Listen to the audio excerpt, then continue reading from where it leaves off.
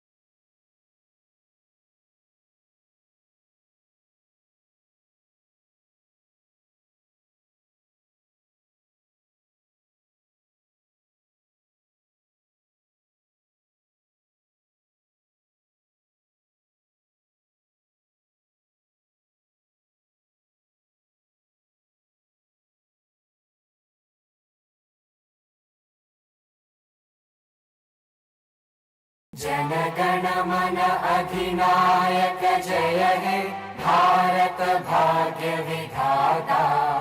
Punjab Sindh Gujarat Maratha Dravida Utkal Vanga.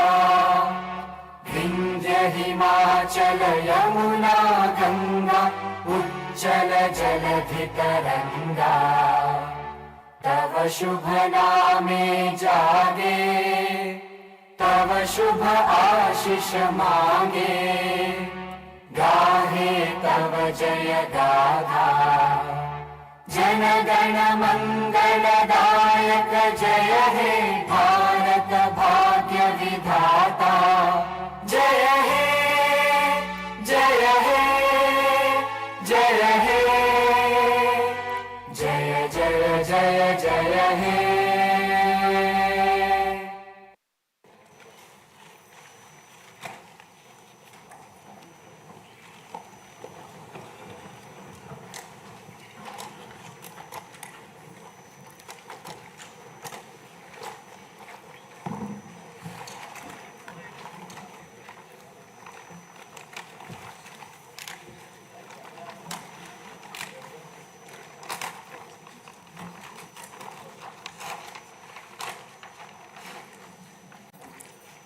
Honorable Chairman, Andhra Pradesh State Legislative Council, Honorable Speaker, Andhra Pradesh State Legislative Assembly, Honorable Members of the State Legislature, I am immensely pleased to welcome and congratulate the newly elected Honorable Members of the State Legislative Assembly and members of the Legislative Council to this joint session of the State Legislature being convened for the first time after the general elections 2024. I would like to take this opportunity to commend the Andhra people's active participation in the electoral process. Their inspiration for change has been unambiguous. Now the responsibility of fulfilling their aspirations lies with all of you. Honorable members, you are aware that due to the supreme sacrifice of Amarajeevi Potti Sriramulu, Andhra Pradesh was formed as the first linguistic state on 1st October 1953 with Kurnool as capital. Thereafter, the state was recognized on 1st November 1956 and Telugu-speaking parts of Hyderabad state were made into the combined Andhra Pradesh with Hyderabad as capital. Accordingly, a lot of Telugu people moved to Hyderabad. Again, in June 2014, the people of Andhra Pradesh were forced to undergo another reorganization of their state, the most damaging experience of all. The united Andhra Pradesh was bifurcated unscientifically, undemocratically, and without adequate consultation with the stakeholders. This has left an indelible mark on the minds of the people of the residual state of Andhra Pradesh. The turbulence caused due to multiple state reorganizations and the resultant disruptions have deprived Andhra people of a sustained long-period development and progress. Today we stand at a juncture where the people have to again take up the task of rebuilding their state. As time has progressed, it has become evident that the Andhra Pradesh Reorganization Act 2014 does not compensate enough the residual Andhra Pradesh for the loss of prosperity and development opportunities. The state bifurcation has imposed an unprecedented strain on the economy of the state. There are patent inconsistencies in distribution of assets and liabilities, with 58.32% of combined state population. The unscientific bifurcation caused the state to inherit only 46% of the resources, financial loss on account of loss of Hyderabad city, disproportionate debt burden, loss of access to public institutions, loss of national institutions, Government of India PSUs, and institutions of higher learning, etc.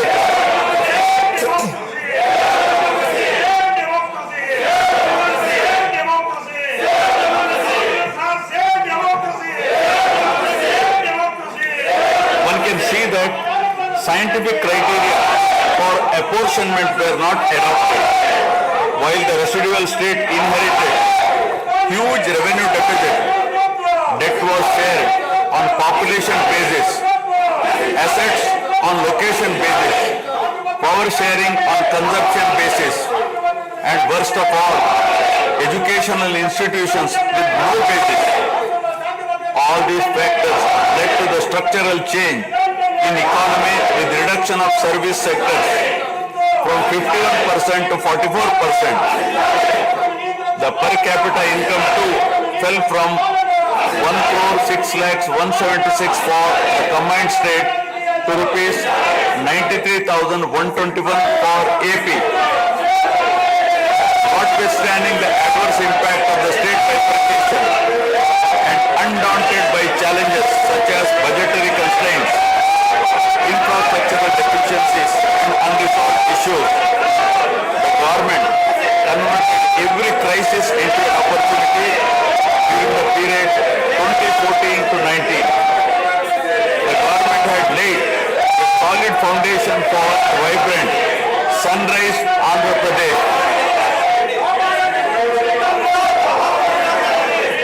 The then government focused on the inherent strengths of the successor state of Andhra Pradesh, its 974-kilometer coastline, providing opportunities for port-led development and requisite environment for manufacturing activities. The fertile river plains supporting agriculture and allied activities, the passing of 3 industrial corridors through the state, the rich natural and human resources. A reflection on the state's performance during the 5-year period of 2014 to 19 gives a clear picture of the balancing act between development and welfare. Completion of prestigious Pattasima project by linking of rivers Godavari and Krishna in a record time of 1 year. Completion of 72% of Polavaram project so that it could be made fully operational by 2021.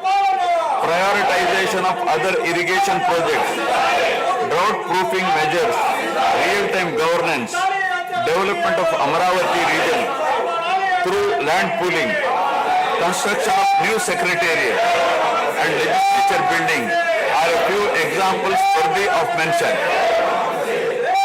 All the milestones achieved during 2014 to 19 were possible because of the visionary leadership of Sri Nara Chandrababu Naidu, the Honorable Chief Minister of Andhra Pradesh. In this regime, the state attracted marquee FDIs like Kia Motors, emerging as number one state continuously in ease of doing business rankings. Under his able leadership, the state attracted several investments in various sectors.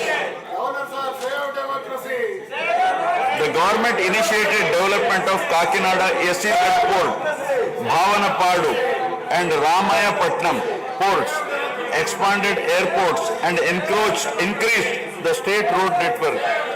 The development of infrastructure was balanced with welfare measures such as increase in old age pension, farm loan waiver, scholarships to students, construction of houses, etc. These development and welfare measures led to compound annual growth of 13.5% between 2014 to 19. While the state was set to take off on the path of high growth, the change of regime in 2019 again brought back the disturbing time for the nascent Andhra Pradesh. The state that already bore front of bifurcation in 2014 was rather unfortunate to have witnessed yet another bigger debacle in the form of inept governance, where the people were threatened and officers demoralized. In fact, the damage and losses during the period 2019 to 24 have been more severe compared to the state reorganization in June 2014. The government that assumed charge in 2019 started a destructive note with demolition of Praja Vedike that continued unabated till the end of the regime 2024. During this regime, democracy was at peril.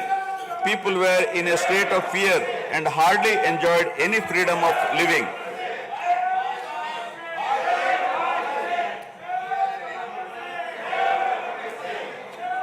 The regime revenge politics had severely hampered the state's prospects for prosperity and growth. Even the Honorable High Court of Andhra Pradesh had sought to convene a judicial inquiry into whether there is a constitutional breakdown in the state. The biggest damage was done to the brand AP. No noteworthy companies came forward to invest in the state. The corrupt practices at all levels, coupled with weaponization of instruments of governance across revenue earning departments for personal gains, sabotaging of checks and balances made several state institutions and private companies defunct and forced the existing enthusiastic investors and entrepreneurs to move out of Andhra Pradesh to other states. The uncertain environment which rocked the confidence of the people in general and investors in particular started showing impact on the state finances, leaving them in a mess. Fiscal prudence was abandoned. Expenditure was beyond means in spite of limited revenue growth, and debt and liabilities rose sharply. Financial management is manifested by diversion of funds, higher taxation despite high inflation, increase in power sector liabilities, neglect of capital expenditure which eventually resulted in slowing down of the economy. The enormous gap in resources was sought to be met repeatedly by borrowings through corporations and forcing them to spend on government expenditure, and in the process weakening the corporations.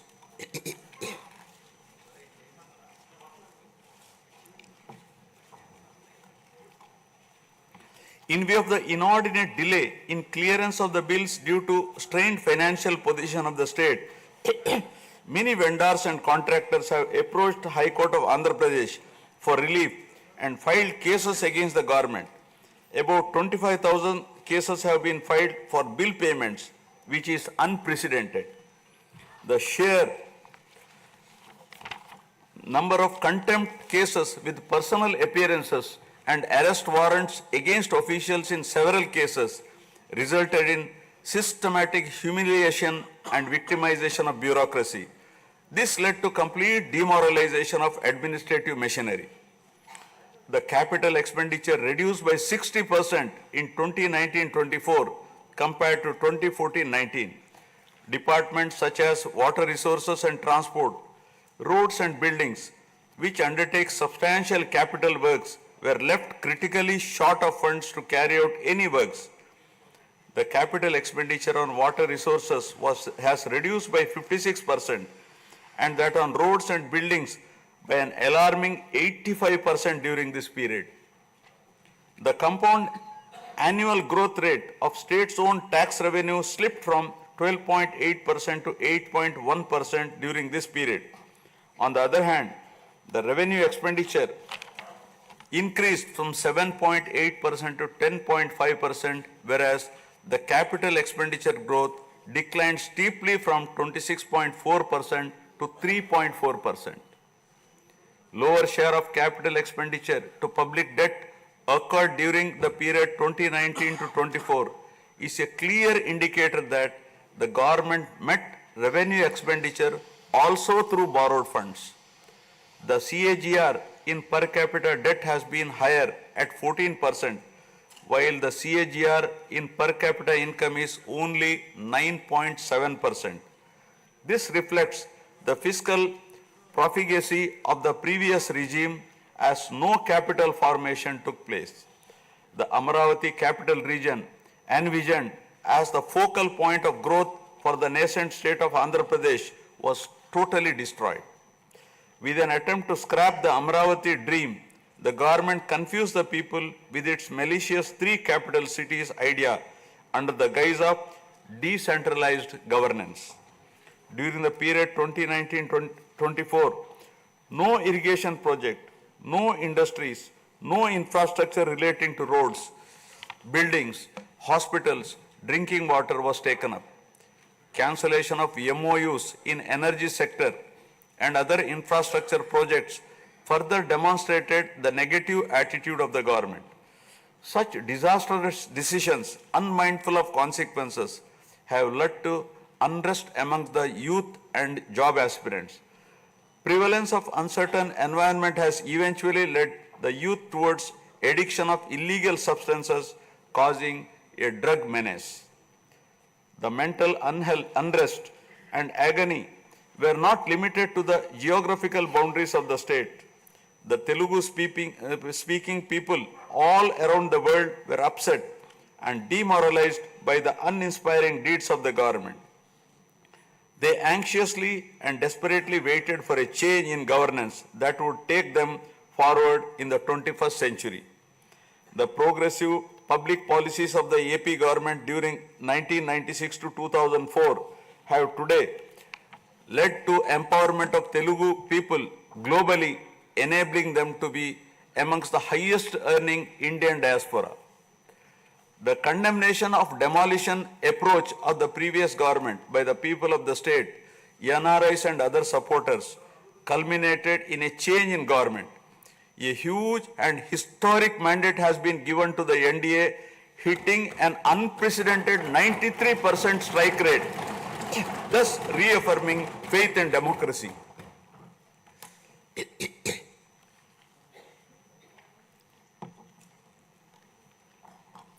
I sincerely congratulate the people of Andhra Pradesh for their wisdom in electing a government that discharges its duties with a futuristic view. Hordes of Andhra people had come from various regions to be part of this historic mandate in favor of future of Andhra Pradesh. The new government has a perfect blend of fresh and experienced honorable members in the assembly. I once again welcome all the members who will be instrumental in making right policies in the interest of good governance and in the spirit of cooperative federalism. Honorable members, at this juncture, I feel it is also important to recall the glorious past of Andhra Pradesh. Renowned as Annapurna, rice bowl of India, the state used to support other states in ensuring food security. As a leader of self-help group concept, Andhra Pradesh stood out as an example in developing entrepreneurship, knowledge economy, and cultivating thrift amongst poor women. Use of IT in all areas of welfare and development was the cornerstone of state's vision. The misrule of the previous government, which lacked transparency, have compelled this government to put the facts before the people about the disruption of systems and rampant corruption prevailing during the last 5-year term. Accordingly, my government has released a series of white papers highlighting numerous discrepancies in fund utilization, misappropriation, resulting in huge loss to the state exchequer and the natural resources base of the state. I would present some of the key takeaways of the white papers. Completion of Polavaram, the lifeline of Andhra Pradesh, is of the highest priority. The Polavaram project has been completely derailed. Introduction of reverse tendering and cancelling the agreed contracts have caused an irreparable damage not only to the project but also to the concept of interlinking of rivers and irrigating every acre of land. Unilateral announcement of 3 capitals for the state resulting in 1,631 days of farmers' protest. Modification of jurisdiction of the Capital Region Development Authority to 6,993 square kilometers. Shelving preparation of regional master plans. Completing the land acquisition in only 191 acres are some of the events that halted the progress of CRDA. This led to a potential loss of about 7 lakh jobs and estimated loss of wealth of about rupees 2 lakh crore along with loss of investment and growth opportunities. Andhra Pradesh, which enjoyed the distinction of being the first state in the country to have introduced reforms in the power sector in 1990s, had achieved energy sufficiency from 1996 to 2004. After bifurcation, the state faced an energy deficit of 22.5 MU per day. Again, by bringing second generation's reforms in energy sector and promoting renewable energy, the state become energy surplus by 2018. The state has witnessed an irreparable damage in the recent past. State energy sector has also suffered huge losses to the tune of rupees 1,29,503 crores during the period 2019 to 24. Misappropriation of natural resources such as land, mines and minerals and forests has been widespread. Land grabbing, misappropriation in allotment of house site pattas, violations in land allocation, assignment of land to ineligible beneficiaries, and resurvey and AP Land Titling Act 2023 have completely eroded the confidence of the people during 2019-24. Put together, an amount of rupees 35,576 crore covering 1.75 lakh acres has been estimated as a loss, and the fundamental right of the people to own their property was affected. Looting of sand and mineral wealth is another area that resulted in huge loss to the exchequer and involved corruption. My government has initially estimated that an amount of rupees 19,000 crore has been lost due to illegal activities in these areas. Due to the unfriendly sand policy, 20 lakh construction workers have become unemployed.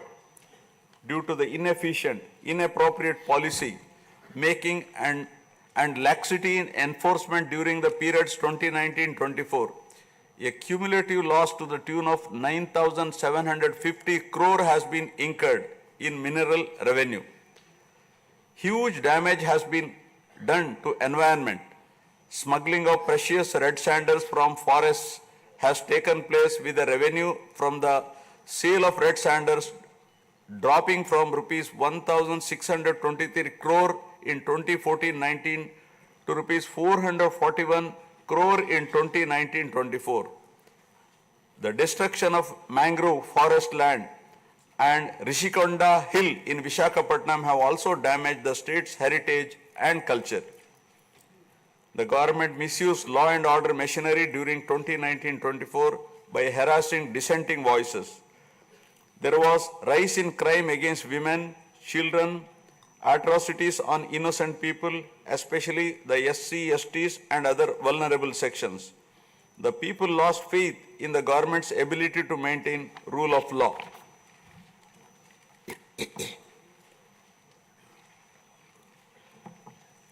The previous government also made a mockery of the excise revenue streams of the state. The VAT on excise was reduced and diverted to AP State Beverages Corporation as a special margin which otherwise would have come to the government as revenue. The government levied the additional retail excise tax on the issue price of liquor sold by APSBCL and escrowed the same for repayment of loans taken by APSDC. While the APSBCL started supplying low quality liquor and introduced unknown brands at significantly higher rates, there was increase in black money due to smuggling of IMFL across the border districts. These policy practices have caused irreparable damage to the excise revenue streams of the state. As a result, it has become difficult for the new government to meet even the essential committed expenditure with the reduced revenue of the state. The overall debt has more than doubled in last 5 years with huge outstanding payments of salaries and pensions, debt repayment for the debt burden of about 10 lakh crore, payments for the power sector dues, civil supplies and other liabilities has become challenging. Putting the governance back on track is truly a Herculean task. My government has already started fulfilling the pre-poll promises and announced that steadfast commitment to Super 6 promises. My government has launched its trademark people-centric governance soon after assuming office with a series of measures such as announcing a mega DSC for filling up 16,347 teacher vacancies, abolishing the Land Titling Act, enhancing social security pensions to Rs 4,000, organizing a skill census, and reopening the Anna canteens to provide food for the poor at a very nominal rate of Rs 5 and supply of free sand. My government will initiate other important measures also. I am sure my government under the able and proven leadership of Shri N. Chandrababu Naidu Garu, the Honorable Chief Minister of Andhra Pradesh, and Shri Pawan Kalyan Garu, Honorable Deputy Chief Minister, with complete support of Shri Narendra Modi Garu, Honorable Prime Minister of India, will make all-out efforts in fulfilling the aspirations of the people for developing the state. Initiating the process, the Honorable Chief Minister visited New Delhi to meet the Honorable Prime Minister and other union ministers concerned and apprise them of the grim financial situation. During the visit, special requests have also been made for hand-holding by the center and extending liberal support to the state. I appeal to the people of the state to understand the current alarming financial situation and cooperate with the government in rebuilding the state. The massive destruction which resulted in huge loss of natural resource base and human value system really makes the reconstruction process difficult and time-taking one. To assess the complete loss, plan for resource mobilization and development is a cumbersome task. It requires collective thinking, extensive discussions with intelligentsia and academicians to explore ways to overcome the current crisis. It also involves finding ways to restart the entire development ecosystem through short, medium and long-term plans in the light of the new development paradigm of Viksit Bharat at 2047. The extent of real damage done to Andhra Pradesh in the last 5 years had not come in public discourse thus far. The misgovernance from 2019 to 24 created a trust deficit with regulatory authorities and damaged the brand of AP amongst investors. The people now given a strong mandate to the NDA to rebuild the brand AP and regain the trust. Honorable members, usually winning elections and assuming responsibility is a happy event. But now we are meeting in different and difficult circumstances. Perhaps for the first time in the country, the members are not in a position to rejoice and have the means to meet people's aspirations immediately. Keeping this in view, my government is proposing to go for budget after meaningful deliberations. With several issues relating to state bifurcation remaining unresolved, my government has taken initiative and visited New Delhi to meet the concerned in Union government, including Honorable Prime Minister and also Telangana government, with an intent to quickly find amicable solutions. The resolve shown by the 5 crore people of the state to reinstate democracy and elect people-friendly government with an unprecedented mandate is required to be appreciated yet again at this hour of crisis to help the state to rediscover its past glory. I would like to conclude my speech with the inspiring words of Swami Vivekananda. I quote, "We are responsible for what we are, and whatever we wish ourselves to be, we have the power to make ourselves. If what we are now has been the result of our own past actions, it certainly follows that whatever we wish to be in future can be produced by our present actions. So we have to know how to act." Jai Hind. जनगण मन अधिनायक जय हे भारत भाग्य विधाता पंजाब सिंध गुजरात मराठा द्राविड उत्कल बंगा विंध्य हिमाचल यमुना गंगा उज्जल जलधि तरंगा तव शुभ नामे जागे तव शुभ आशीष मांगे गाहे तव जय गाथा जन गण मंगलदायक जय हे भारत भाग्य विधाता जय हे जय हे जय हे जय जय जय जय हे